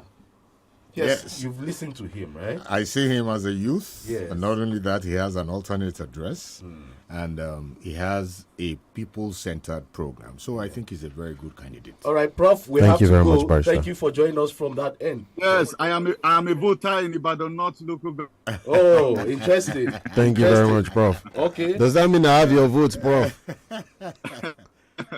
Prof, please. Help our youth grow. All right, until the podium comes your way next week, who'll be my guest next week?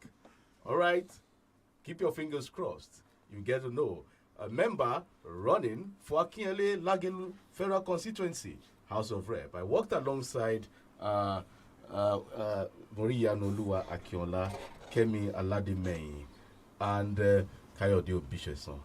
Enjoy your weekend. Bye for now.